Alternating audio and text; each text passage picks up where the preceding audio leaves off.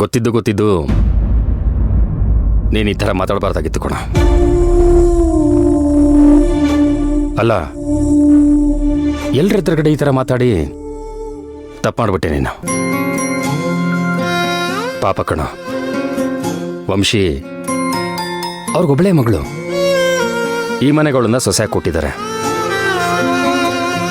ಯಾಕೆ ಗೊತ್ತಾ?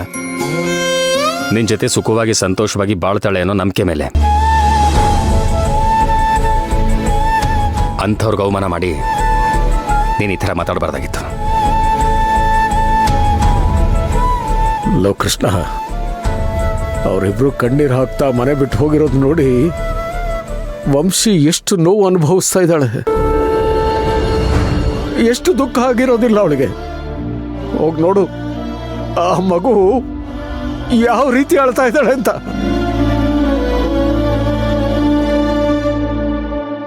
ದೇವ್ರಂತ ಮನುಷ್ಯನ್ನ ಮನಸ್ಸು ನೋಯಿಸ್ಬಿಟ್ಟು ಕಳಿಸ್ಬಿಟ್ಟಿಲ್ಲಪ್ಪ. ಇದು ಸರಿ ಅಂತ ಅನ್ಸದ ನಿನಗೆ? ಹಾಗಾದ್ರೆ ಅವ್ರ ಅಣ್ಣನ ಮನ್ಸಿಗೆ ನೋವು ಮಾಡಿದ್ ಸರಿನಾ? ನೀವು ಬರೀ ಅವ್ರ ಪರನೇ ವಹಿಸ್ಕೊಂಡು ಮಾತಾಡ್ಬೇಡಿ.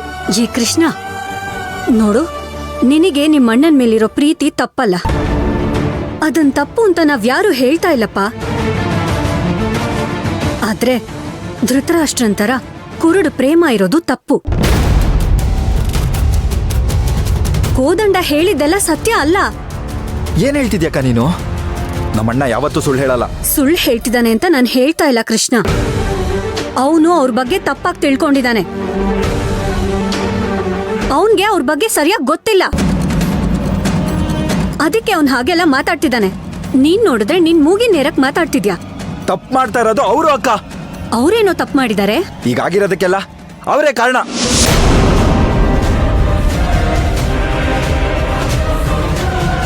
ಮೊದಲನೇದಾಗಿ ಅವ್ರ ಮನ್ಸಲ್ಲಿ ಏನಿದೆ ಅಂತ ತಿಳ್ಕೊಳ್ದೆ ಮದ್ವೆ ಮಾಡೋ ಆಸೆ ತುಂಬಿಕೊಂಡಿದ್ದು ನಮ್ ತಪ್ಪು.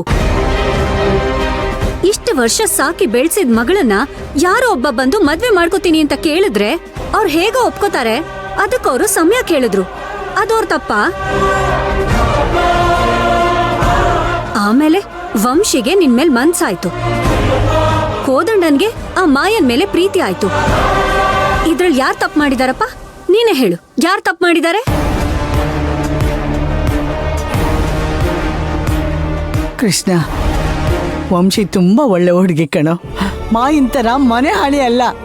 ನೋಡು, ಅವ್ರ ತಂದೆ ತಾಯಿಗೆ ನೀನೆಷ್ಟು ಅವಮಾನ ಮಾಡಿ ಕಳ್ಸಿದ್ರು ಅಳ್ತಾ ಹೊರಗಡೆನೆ ಕೂತಿದ್ದಾಳೆ ಕಣೋ.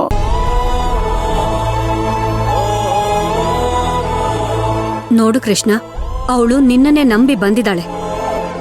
ಅವಳು ಕೊಡೋ ಬೆಲೆ ನೀನಿದೇನಾ ಹೇಳು? ತಪ್ಪು ಮಾಡ್ತಿದ್ಯಾ ಕೃಷ್ಣ, ನೀನು ತುಂಬಾ ದೊಡ್ಡ ತಪ್ಪು ಮಾಡ್ತಿದ್ಯಾ. ಕೃಷ್ಣ, ಇಷ್ಟೆಲ್ಲ ಅವಮಾನ ಮಾಡ್ದಿಲ್ಲ, ಆದರೂ ವಂಶಿನ ಇಲ್ಲೇ ಬಿಟ್ಟು ಹೋಗಿದ್ದಾರೆ. ಯಾಕೆ ಹೇಳು? ಅವ್ರಿಗೆ ಅವಳನ್ನ ಸಾಕೋ ಯೋಗ್ಯತೆ ಇಲ್ಲ ಅಂತಲ್ಲ, ಅವಳು ನಿನ್ನನ್ನು ಅಷ್ಟು ಪ್ರೀತಿಸ್ತಾಳೆ ಕಣೋ. ಅದು ಅವ್ರಿಗೂ ಗೊತ್ತು. ಅಂಥವ್ರಿಗೆ ಹೋಗಿ ಹೋಗಿ ಈ ರೀತಿ ಮಾತಾಡಿದೆಯಲ್ಲ, ಛೇ. ಕೃಷ್ಣ, ನೋಡಪ್ಪ, ಎಲ್ಲ ಸಂದರ್ಭದಲ್ಲೂ ಮೂಗಿನ ತುದಿಲೇ ಕೋಪ ಇರೋದು ಒಳ್ಳೇದಲ್ಲ. ಅದು ನಿನ್ನನ್ನೇ ನಾಶ ಮಾಡ್ಬಿಡುತ್ತೆ ಕಣೋ. ಹೌದಾ ಕೃಷ್ಣ? ಹೆಣ್ಣು ಕೊಟ್ಟ ಅತ್ತೆ ಮಾವ ಅಂತಂದ್ರೆ ಆ ದೇವ್ರಿಗೆ ಸಮಾನ ಕಣೋ. ಅದು ಅಲ್ಲದೆ ನನ್ನಷ್ಟೇ ವಯಸ್ಸು ಅವ್ರಿಗೂ ಆಗಿದೆ ಕಣೋ. ನಾಳೆ ಯಾರಾದ್ರೂ ಬಂದು ನಿಮ್ಮ ಈ ಅಪ್ಪನಿಗೆ ಇದೇ ರೀತಿ ಮಾತಾಡಿದ್ರೆ ಸುಮ್ಮನೆ ಇರ್ತೀಯನೋ ಹೇಳು?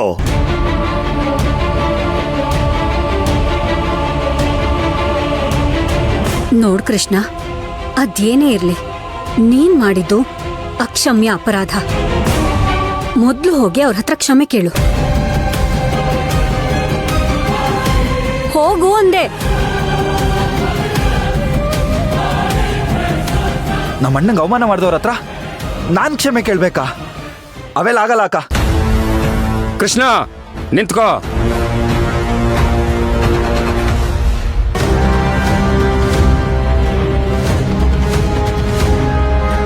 ಅಲ್ಲಪ್ಪ, ನೀನು ನಿಮ್ಮಣ್ಣ ದೊಡ್ಡವ್ರನ್ನ ಏನು ಅನ್ಕೊಂಡಿದ್ದೀರಾ? ದೊಡ್ಡವ್ರನ್ನ ದಡ್ಡರು ಅನ್ಕೊಂಡಿದ್ದೀರಾ? ಬಾವಾ, ಸತ್ಯಕ್ಕೆ ದೊಡ್ಡವರು ಚಿಕ್ಕವರು ಅನ್ನೋ ಭೇದ ಭಾವ ಇರಲ್ಲ. ಏಯ್, ಯಾವುದೋ ಸತ್ಯ ಯಾರ್ದೋ ಮಾತು ಕೇಳ್ಕೊಂಡು ದೇವರಂತ ಮನುಷ್ಯನ ಹಂಗಿಸಿ ಅವಮಾನ ಮಾಡಿ ಮನೆಯಿಂದ ಆಚೆ ಕಳಿಸಿದೆಯಲ್ಲ, ಇದು ನ್ಯಾಯನಾ? ಆ ಇವತ್ತು ನಿಮ್ಮ ಅಕ್ಕನ ತಾಳಿ ಗಟ್ಟಿಯಾಗಿದೆ ಅಂತಂದ್ರೆ ಅದಕ್ಕೆ ಕಾರಣ ಅವರೇ. ಅಷ್ಟೇ ಅಲ್ಲ, ಕೋದಂಡ ಇವತ್ತು ಮದುವೆಗೆ ಒಪ್ಕೊಳ್ಳೋದಕ್ಕೆ ಒಂದರ್ಥದಲ್ಲಿ ಕಾರಣ ಅವರೇ.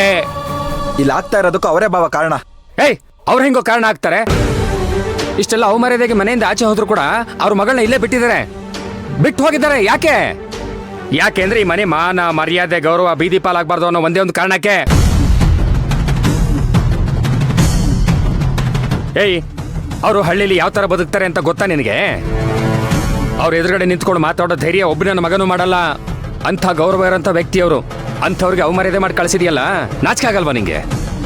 ಅದು ಹಾಗಲ್ಲ ಬಾವಾ.